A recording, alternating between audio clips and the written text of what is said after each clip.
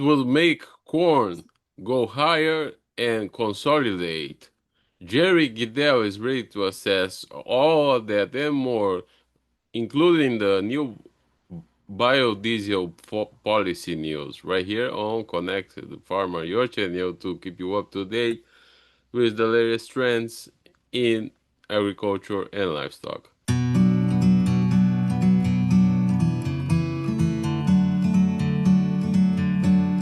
So, Jerry, how are you today? I think that we can start with soybeans, then we can address the question that I started the program with. And so, how do you see the soybean market this week? We have had a slow week overall. Yes, it has been a little on the slow. Uh, uh, at this point, the South American projections from all the private consultants down there continues to kind of edge up their expectations for the Brazilian soybean crop up to the just under 180. I think there's a few people who love to be over 180, but they're gun shy to put it out there until we get more of the harvest. Now, last week early in the week, I should say this week, the expectation, the reports were out that Mato Grosso was in the 12 to 14% level. I think that's definitely going to be, I don't know if it's going to be 30, but it's going to be 25%. And that's part of the reason, too, that I think this market has been lackluster on beans, even despite the fact that we've had some just skyrocketing gold and silver prices in midweek. They have come back down after being at 5,500 in gold and over $105 an ounce in silver. So those, if you have any of those in your back pocket somewhere, you might have had a blow off top this week. So keep that in mind for a little bit. Longer term, long as Trump's in office, we'll probably still have some more emotions involving gold and silver, though, going forward at this point. So, but right now, at least, the weather in Argentina still could have an impact on the production in that country. It's definitely been on the, uh, I wouldn't say it's super dry, but the areas that has been dry, La Pampas and in Brasilia, and even parts of southern Cordoba, and that definitely not the best weather for the soybeans out there, but it's still time, and so it's not getting a lot of publicity, but something to keep in mind here I think as we go forward. you meant Buenos Aires and not Brasilia. Oh, did I say I no, Buenos Aires. I'm sorry, I might have Yeah. said the wrong Yeah, place there are there. There two are too many different beans. capital. Yeah, two different capitals. But Yes. we can switch over to corn since you mentioned Argentina, and I think Argentina will be one of the aspects that will cover the question that I have made previously when it comes to corn prices. Oh, definitely. Boy, 6, 8 weeks ago, with the big buys that China made in the past here, and that the expectations for a lot of the the wheat crop that came comes off on a seasonal basis here in late November and early December, that lots of people were expecting that to really be planted into um, corn, which is kind of unusual. They don't tend to have a little bit of it. Most of the time, that ground is just like in the U.S. is second crop beans, and I think it turned out to be the case because of the conditions as they have been um, on the dry side in those areas, and also. The So in reality here, I just saw a number here late week after talk of being 58 to 60 that someone put out a 54.8 and was corn estimate for the coming year. That's still going to be above last year's number. I think was around 50 and that, and some of the early expectations were 53 to 54. So, uh, the thing is interesting about Argentina. They have had three different plantings on corn. They have the fall one, then they have this little one here after the wheat, and then they have another batch that comes in March and is harvested in June. And so there's still time for finding some stuff down there, but in the short term, some of the big numbers have been scaled back in Argentina on output And down there. the different the other factor in this is the recent announcement on the biofuel mixture in the US. Oh, yes, yes. Well, that's another big factor there, of course.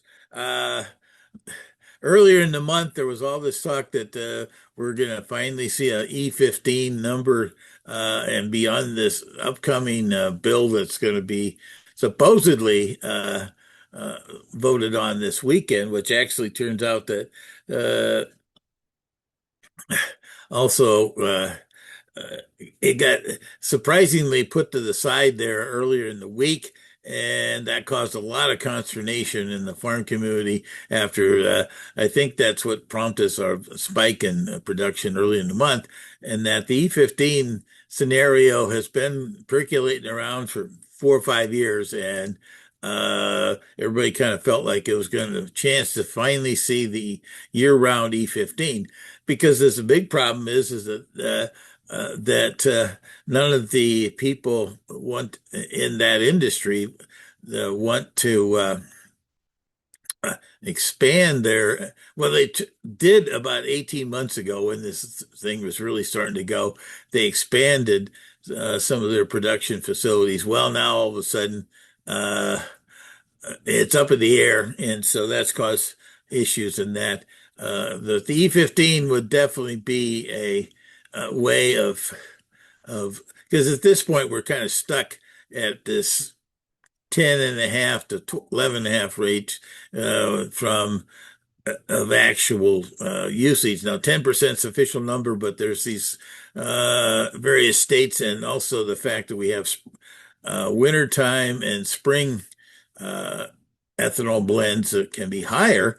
But problem is, if you can't have it all year round, why do I build facilities to do that? So hopefully that does get settled. They keep saying it's going to happen later this. Yeah, and In I February. think we still don't know how much demand will have at this point.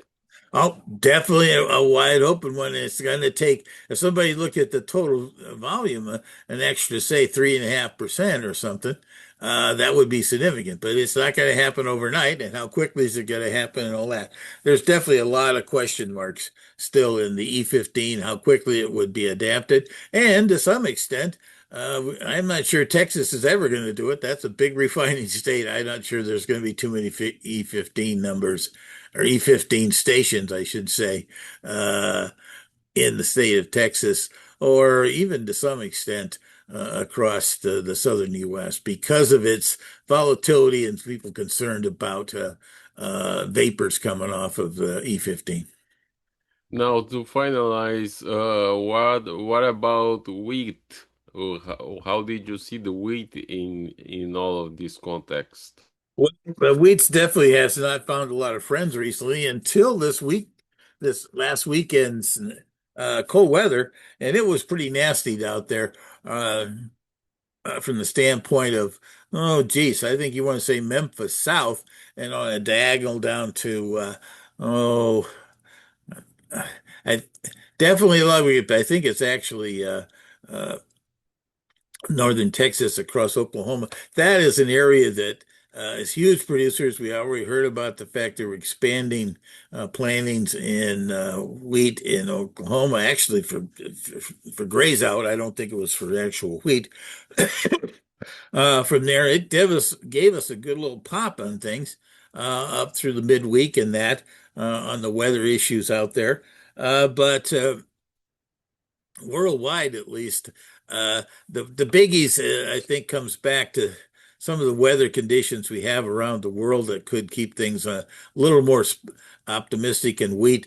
Australia has been super hot down there. I think I saw a number at 49 Celsius, which would be over 120 degrees Fahrenheit. That's nasty weather. Now, I wouldn't say that, right now at least we're uh, in the process of get uh, uh, the crop isn't that far along yet, but that definitely could be some nasty weather down there. Same thing in Argentina. We're also uh, Argentina's harvest on wheat is, as I said earlier, here in November, December. So right now, at least, the weather conditions around the world are not in the best of shape for wheat. But at the same time, we don't have things near harvest by any means, particularly in Argentina that had their harvest earlier.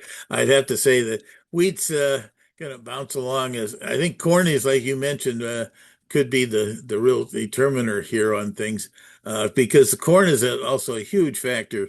And what Argentina's output could be. As we said, they're kind of talking 53 and a half, 54 now versus 58 to 60, and weather in that world could bring it back. So that would give us a little more demand, possibly for the wheat markets.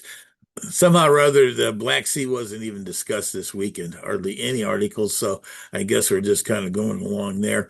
The biggest issue in that part of the world is when is Russia really going to come to the bargaining table to settle that war? And right now they seem to talk a good story, but never show up. All right, sir. Thank you very much. You bet. Let's kind of chug along here. I think there's a chance maybe things could get exciting in the weather in South America, but I'm not sure we've right there yet. But it will be next week. All right, thank you. Take care.